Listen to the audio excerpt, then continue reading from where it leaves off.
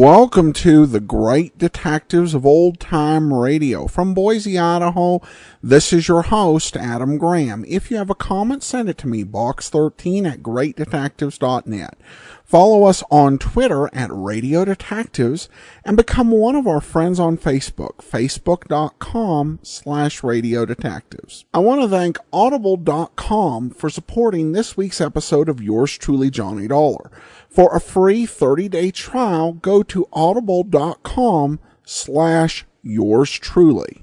Now it's time for today's episode of Yours Truly, Johnny Dollar. The original air date, June the 21st, 1959. And the title is The Life at Stake Matter. From Hollywood, it's time now for... Johnny Dollar. I have a call for you from Hartford, Connecticut. One moment, please. Oh, thank you, operator. Go ahead, please. Hello? Johnny? Yeah, that's right. Bill Ferguson at Continental Insurance and Trust. I'm glad I caught you before you left Los Angeles. Oh, I was just about to check out of my hotel here in Beverly Hills and grab the morning flight back east. Well, don't. Yeah? What's up? Do you remember Alvin Peabody Cartwright? Cartwright? That wild old character who lives up in Lakewood a few miles north of Hartford? That's the one. Batty as they come, but worth a lot of money. Hey, you can say that again. Oh? That robbery I cleared up for him last winter? Bill, he insisted on giving me a small bonus for it. 3,000 smackers. Wow. Yeah. So if Mr. Alvin Peabody Cartwright is calling for my services, I am ready, willing, and able. Well, he is, Johnny. He says it's tremendously important that you contact him at once. All right. Then I'll finish my packing and grab the plane. No. What? He's out there on the coast. Has a little, or at least he calls it little. He has a place right there in Beverly Hills at 10321 North Roxbury Drive. 10321 North Roxbury. Did he tell you what it's all about? Only that it's very important that he see you right away. When you consider how many attempts have been made on his life over the years. Yeah, I know. And, Johnny. Yeah? Don't forget that Cartwright is a pretty important client of ours. If anything should happen to him... I see what you mean. Okay, Bill, I'll be in touch.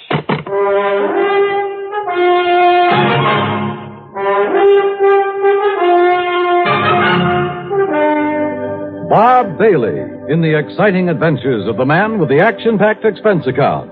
America's fabulous freelance insurance investigator. Yours truly, Johnny Dollar.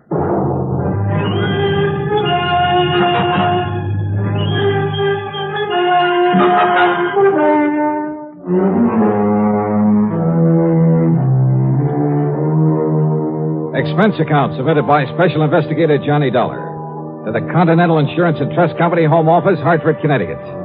Following is an account of expenses incurred during my investigation of the life at stake matter.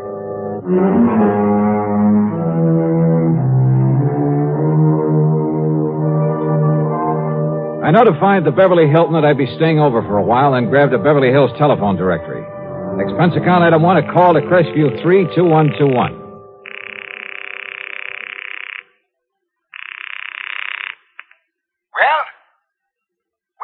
Mr. Cartwright? Cartwright? Yes, sir. Cartwright, huh? Well, that's very interesting. I beg your pardon? What's the matter? Don't you hear good? I said that's very interesting. You see, my name is Cartwright, too. No, you misunderstood. So, what can I do for you, Mr. Cartwright? Listen, will you? This is Johnny Dollar. Dollar? Oh, now, what's the idea of trying to confuse me that way? I'm Cartwright. You remember? Yes, sir. And, Johnny? Yeah? How did you do it? Do what? Get out here so fast. I only put in that call to Hartford about an hour ago, and here you are. I mean, how did you manage it? Oh, well, you see, Mr. I know these new jet flights are pretty fast, but... Now, Johnny, you haven't been fooling around with some of those rocket ships, have you? No. I'm afraid not. I just happened to be here already, you see. I was working on a case up at Morro Bay. Oh, and did you solve it? Yeah, it came out all right. Well, congratulations. Johnny, you are a wonder. And I think you deserve some kind of a reward for it. So, maybe I'll think of something. Oh, well, thanks, but that won't be necessary. Whatever you say. I know that I'm deeply indebted to you for the things you've done for me, so, Johnny... Well, don't worry about it. Whatever you say. Well, nice to talk to you. Goodbye. Yeah. Now, wait a minute. What? Wait a minute. Well, can't you see I'm busy? But you sent for me. I did. Yeah. You called Hartford, said you wanted to see me right away. Oh, of course. What's the matter with you, anyway? Of course I want to see you. Jonathan Peebles, too. Right away. Who is Jonathan Peebles? He's an old friend of mine. He lives out here.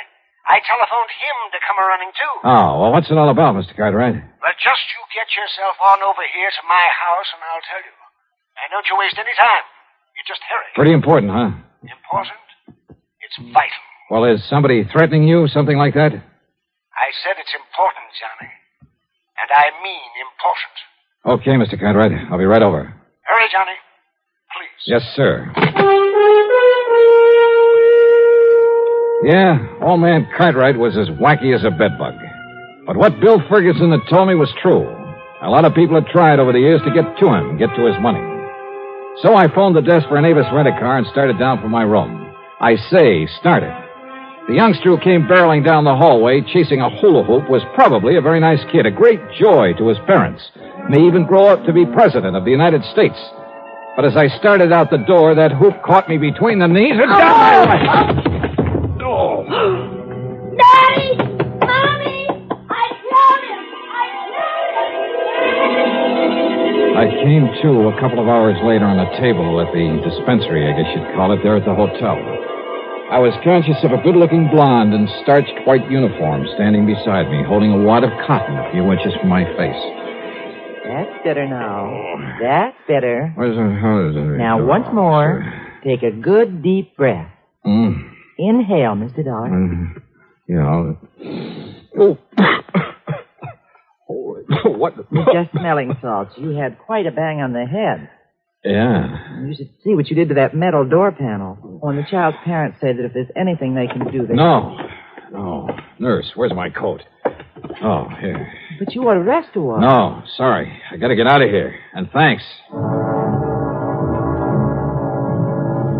I dashed out to where my rental car was waiting for me and drove to the address on North Roxbury Drive in a wealthy section of Beverly Hills. A beat-up touring car that must have dated back to the early 30s was parked in the driveway. The front door of the house stood wide open.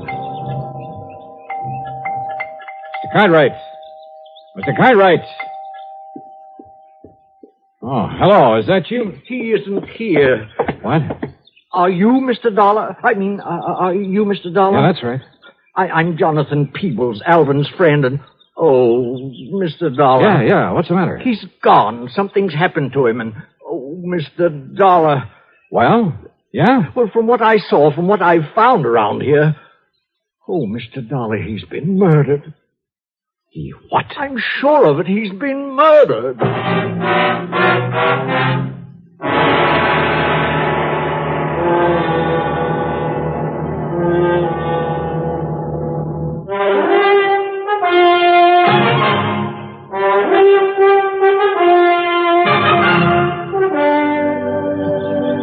Mr. Cartwright has been murdered? Oh, Mr. Dollar, what can we do? Well, what happened? How long have you been here? He telephoned me, told me to come over here, that it was very urgent. Yeah, he told me the same thing. But he often does that. You know how he is. Always has to see me right away, immediately. And often it's just for some little thing like sharing some ice cream with him or seeing a new flower that's just come into bloom. Yeah, I know. Most anything. So now... that's why I didn't hurry coming over here. And anyhow, Betsy doesn't like to be pushed. Who is Betsy? Well, that's my nice old car that's parked out front. Didn't you see it? Oh, yeah, sure. I named it Betsy after an old white horse I used to have when I first came to California. I see. A wonderful horse. And would you believe how old she was when she finally died? No, and I don't care. Now, about Mr. Cartwright. Oh, yeah. Oh, dear Mr. Dollar. Well, when I finally got here a few minutes ago, I was surprised to find the front door standing wide open. But then I wasn't surprised either, if you know what I mean. I certainly do not know what you mean. Well, I mean that he often left it open that way, and I told him 1,000 times he shouldn't do it, that it was careless of him, and that one of these days some ruffian, knowing about all the money he had... Well, I told him, Mr. Dollar. Yes, I'm sure you did, but that doesn't do us any good right now. No. Look, before we go any further, Mr. Peebles, just who are you? One of the many of Alvin Cartwright's eccentric old wealthy friends? No, I beg your pardon. I didn't quite mean that the way it sounded. Well, I should hope not. Believe me, I may be eccentric, but I am not wealthy. If it wasn't for beneficial finance, I couldn't even keep up the payments on Betsy. You mean to say you're still making it? Oh, now, wait a minute. Mr. Cartwright. Oh, yes, of course. So, well, anyway, I came into the house and I called to him. I looked around for him, but there was no one here. No servants? No. And anyway, he keeps changing them so often that, well, I just can't keep up with him. So I looked all through the house. Any sign of a struggle, anything like that? No. Then I looked out the window and I saw them. Who's them? 2 men walking out the driveway from back where the garage is. What did they look like? They were awfully rough-looking, but they were well-dressed, so I thought perhaps they were a couple of Alvin's new servants I hadn't met, but, if I'd only thought about that tool robe they were carrying, and the way it was dripping. Wait a minute, what's a tour robe? Oh, it's like a big, heavy suitcase, like a small wardrobe trunk, only it's more like a suitcase. Oh. It was heavy. They could hardly carry it. And, Mr. Dollar. Wait a minute, listen. You said it was dripping. Oh, yes. Oh, all over the drive. Come on. I think we better take a look. And close that front door. Oh, yes. Come on. These men were coming from the garage. That's right, yes. But Alvin doesn't have a car, so what could they be doing there? Is that where he kept his old luggage? Yes, and the frozen food locker and some garden tools. Oh, there. Now, look. Yeah, I see.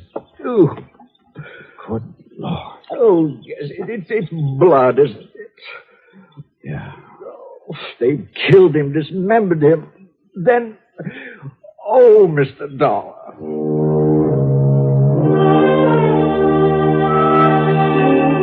I made a hasty inspection of the garage. Nothing. I found no sign of a struggle anywhere in the house. I tried to get a description of the men he'd seen from Jonathan Peoples, but I'm afraid he wasn't much help. And yet, with that funny mind of his... Oh, dear Mr. Dollar, I'm afraid I'm so distraught that I just can't remember it all. All right. Poor Alvin. Now, look, they must have had a car, Mr. Peoples. Did you notice a car out front? Car? Why, yes, I did. All right. Can you describe it to me? Yes, it was a touring car in 1931. Oh, no, that's my car, I'm thinking. Oh, great. But there was another at the end of the driveway. And, Mr. Dollar, I've seen that car before. What kind? Well, it was a 4-door sedan. It was a big car. Yeah? It was silvery on the sides and a cream color on top, like vanilla ice cream. You know the make? And the license number was CFU160. Good. You're sure of that? Oh, I never forget things like that. And you say you've seen it before? Many times. Where? At the dock. Where? At the Malibu dock. That's where he keeps the Alpi car. Where? Who keeps the what? Where Alvin keeps the Alpi car, his yacht. Alpi car. Alvin P. Cox. Okay. It's a pretty slim lead, but come on. And it was a slim one, believe me. But I couldn't see calling in the police until I had something more definite to give them. Oh, here. We can take Betsy, Mr. Dollar. Are you kidding? We'll make better time than mine. Oh, yes, of course. Oh. We cut out through Westwood, then Santa Monica, then hit the Coast Highway and headed north.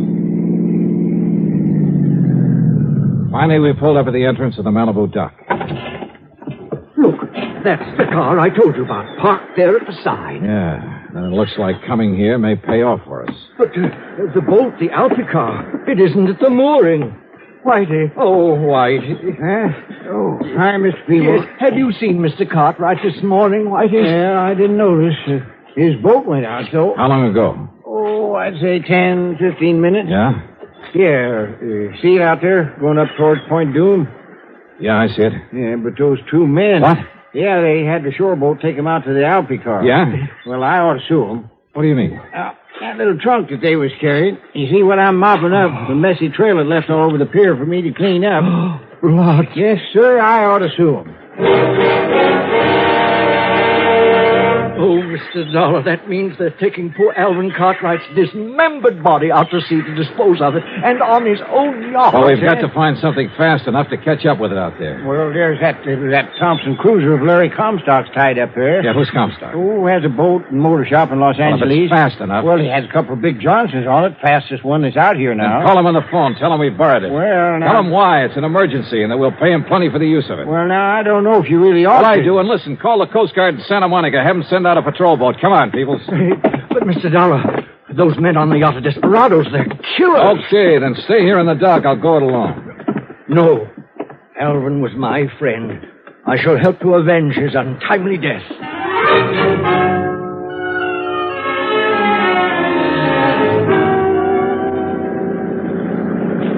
Maybe I should have left him behind. course, I had a gun with me. But that wouldn't keep him from stopping a bullet if the men aboard the Alpha car decided to shoot it out. I opened the throttle wide on the twin outboards, and within 15 minutes, we overtook the big 75-foot yacht. Much to my surprise, it was simply cruising along. Of course. So as not to arouse suspicion. That's why, Mr. Dollar. Yeah, possibly. In the end, it must be pretty clear to them that we're chasing them. Look, the man at the wheel.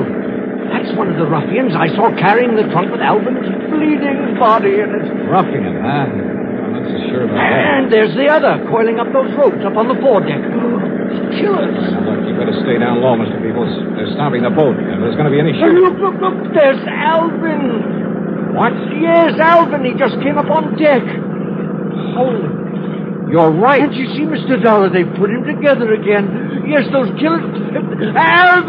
Alvin, we are here. We've come to your rescue. Jonathan, what a surprise. And Johnny Dollar. Now, what are you doing out here? Are you kidding? What? Oh, of course. I remember now. I wanted to take you out for a nice long ride in my lovely yacht. Huh? Of course. That's why I called you. Johnny, I think you deserve something nice like this for all the good work you've done. And since you've done so many fine things for me over the years, I decided I should take you on a nice long cruise.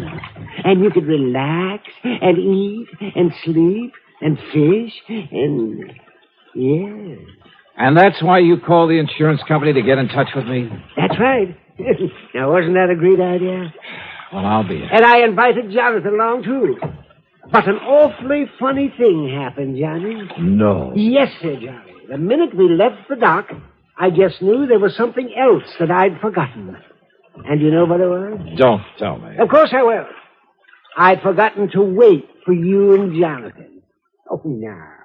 Isn't that the funniest thing? Yeah, Mr. Cartwright, it sure is. Now, just a minute, Alvin. Yes, Jonathan. What about those two men, those terrible killers? What did you say? Right there beside you. They killed you. They murdered you. And they... what am I saying? Oh, wait a minute. Yeah, you think it over, Mr. Peoples. Mr. Cartwright. Yes, Johnny. You said something else you'd forgotten. That's right. You and Jonathan. I forgot to wait for you at the house, and then when we started off, wasn't it silly of me? I forgot all about you. What was the other thing? The other thing? Yeah. Oh, yes, of course. Oh, the other thing that I'd forgotten was the trunk full of nice, thick, juicy tenderloin steaks that I'd set aside in the garage for this trip. Trunk full? Well, it was not a real trunk, just a little two-rope that I had out in the garage. Oh. But I remembered that the minute we came on board. And so I had to send Gerald and Harold back to the house in their car to get us. Gerald and Harold? Oh, they're my new butler and cook. Oh, they are the nicest boys. Oh, Gerald and Harold, come over here to the rail so my friend... No, wait, Alvin, wait. Yes, Jonathan? You mean to say those men standing there beside you? Now, why don't you and Johnny come aboard, and I'll introduce them to you. Now, wait, just a minute. Then all that blood... What, Johnny? All that blood that was dripping out of that trunk? Yeah. Oh, wasn't that awful? And it was all my fault because I let the steaks fall out too much. Oh, no. All over the place. I never saw so much blood. No. But now, come aboard, and we'll take the nice trip that I planned for you. Come on now.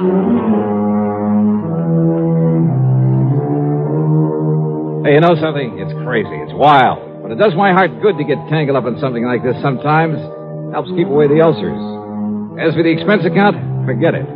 Alvin Peabody Cartwright shoved a check into my hands before I left that would cover the expense account 12 times over. As for Larry Comstock, the man whose boat I'd appropriated, well, when he heard the story of what had happened, he wouldn't accept a penny for it. So, that's that. Yours truly, Johnny Dollar.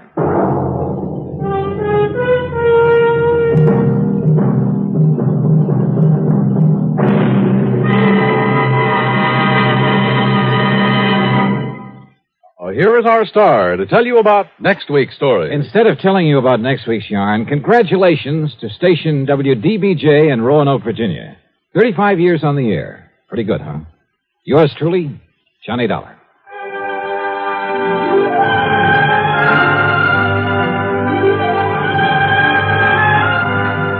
Yours truly, Johnny Dollar, starring Bob Bailey, originates in Hollywood and is written, produced, and directed by Jack Johnstone. Heard in our cast were Virginia Gregg, Gene Tatum, Howard McNear, Forrest Lewis, Joseph Kearns, and Paul Dubov. Be sure to join us next week, same time and station, for another exciting story of yours truly, Johnny Dollar. This is Dan Cubberly speaking.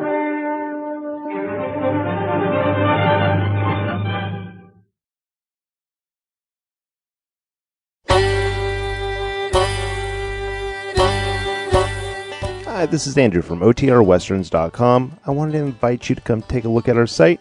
We stream live OTR Westerns 24 hours a day, 7 days a week, along with putting out podcasts of old-time radio westerns. Check us out at OTRWesterns.com. You're listening to The Great Detectives of Old-Time Radio with Adam Graham. Now let's get back into the show.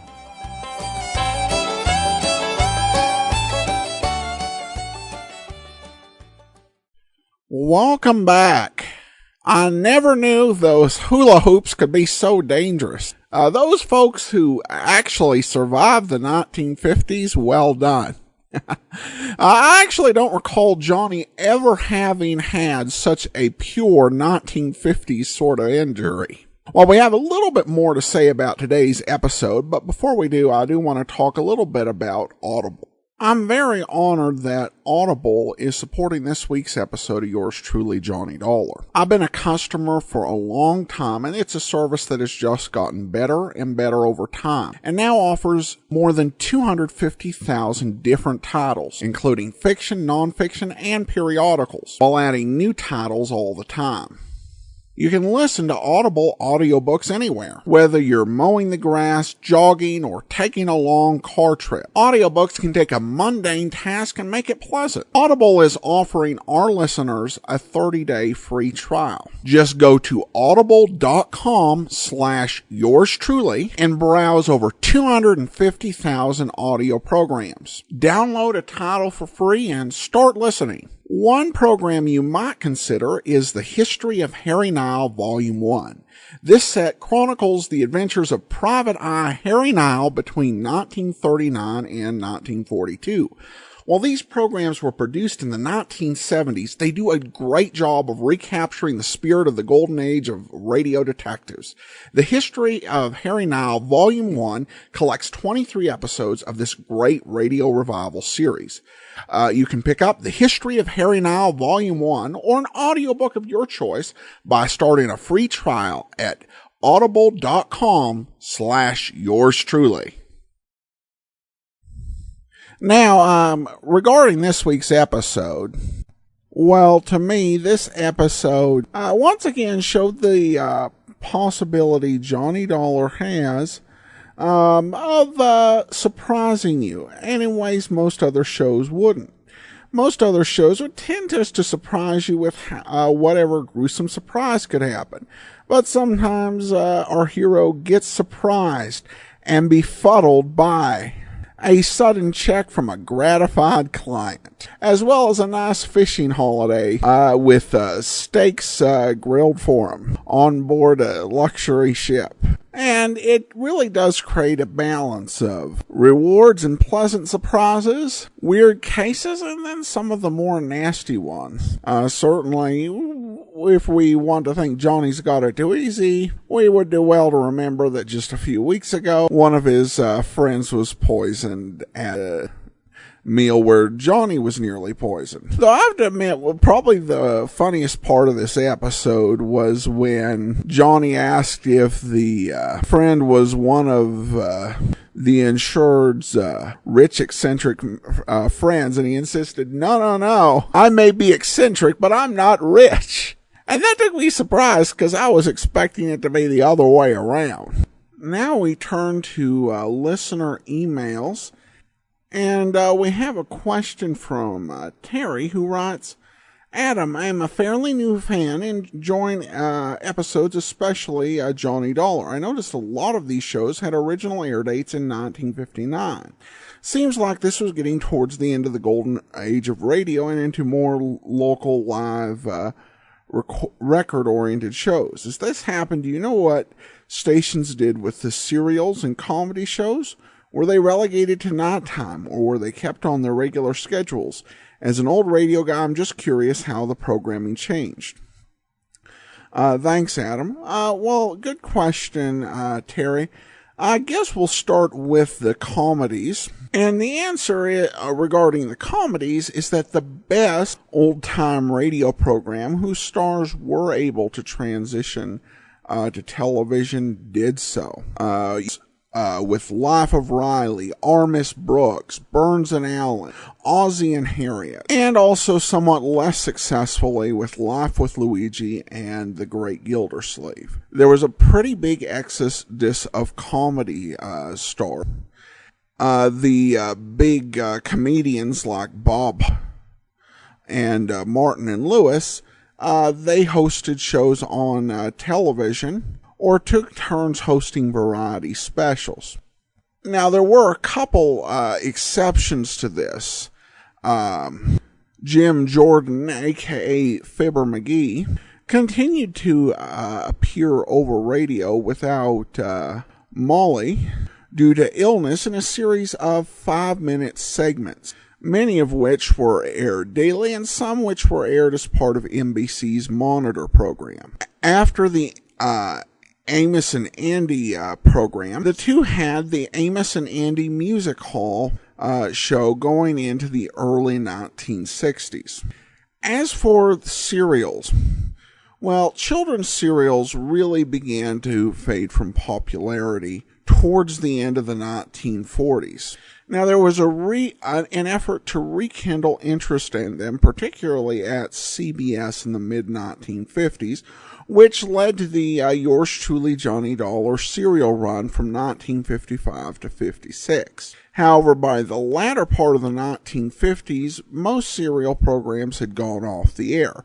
The exception to this really were the soap operas, where people had dedicated and put so much interest into listening to these programs every day that they continued to be produced into the late 1950s. Probably one of the more interesting serials was Couple Next Door, which ran for only 700 episodes. I say only because some of these programs ran for thousands of episodes because, like Couple Next Door, they were day by day.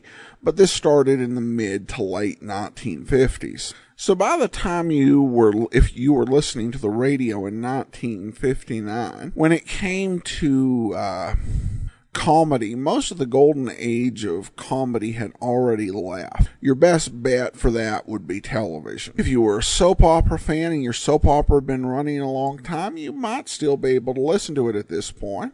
And of course, CBS not only had Yours Truly Johnny Dollar, they had Suspense, they had Have Gun Will Travel, and Gunsmoke. But overall, there were a diminishing number of options out there. So that was about the state of radio in 1959. Alright, well that will do it for today. Remember, you can try Audible out for free. Go to audible.com/yourstruly. Remember to vote for us in the Podcast Awards. podcastawards.com. We encourage you to vote every day for us in the entertainment category, along with any of your other favorite podcasts. Coming up tomorrow, it's Dragnet. Next Wednesday, we'll welcome Richard Nyman. And then next Friday, another episode of Yours Truly, Johnny Dollar. In the meantime, send your comments to box13@greatdetectives.net. Follow us on Twitter @Radio Detectives and become one of our friends on Facebook.